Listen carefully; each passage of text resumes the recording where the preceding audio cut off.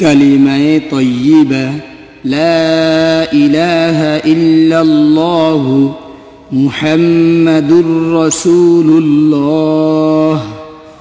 কালিমায়ে তয়্যিবার অর্থ আল্লাহ তাআলা ব্যতীত ইবাদতের উপযুক্ত আর কোনো মাবুদ নেই। হযরত মুহাম্মদ মুস্তাফা সাল্লাল্লাহু আলাইহি ওয়াসাল্লাম আল্লাহ তাআলার রাসূল। কালিমায়ে শাহাদাত আশহাদু আল্লা ইলাহা ইল্লাল্লাহু ওয়া আশহাদু আন্না মুহাম্মাদান আবদুহু ওয়া রাসূলুহু।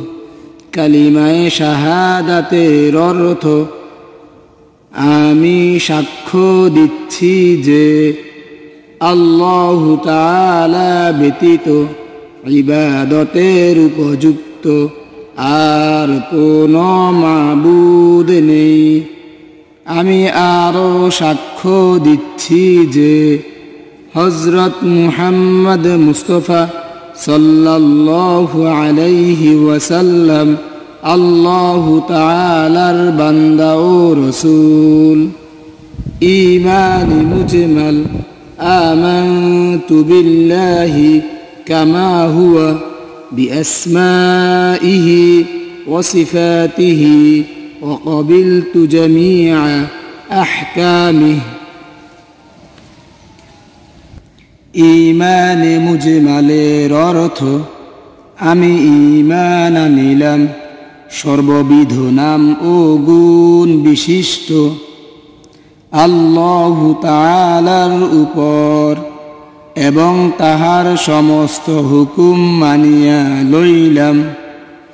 ঈমানে মুফাসসাল আমানতু বিল্লাহি ওয়া মালাইকাতিহি ওয়া কুতুবিহি ওয়া রুসুলিহি ওয়াল ইয়াউমিল আখিরি ওয়াল কদরি খাইরিহি ওয়া শাররিহি মিনাল্লাহি তাআলা ওয়াল বা'সি বা'দাল মাউত।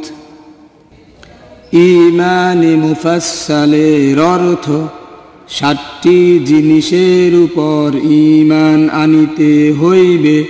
প্রথমে আমি ঈমান আনিলাম আল্লাহ তাআলার উপর, দ্বিতীয়তে ঈমান আনিলাম তাহার ফেরেশতাগণের উপর, তৃতীয়তে ঈমান আনিলাম তাহার কিতাব সমূহের উপর, চতুর্থে ঈমান আনিলাম তাহার রাসূলগণের উপর, পঞ্চমে ঈমান আনিলাম কিয়ামতের দিনের উপর, ষষ্ঠে ঈমান আনিলাম ভালো মন্দ তাকদীরের উপর, সপ্তমে ঈমান আনিলাম পুনরায় জীবিত হওয়ার উপর।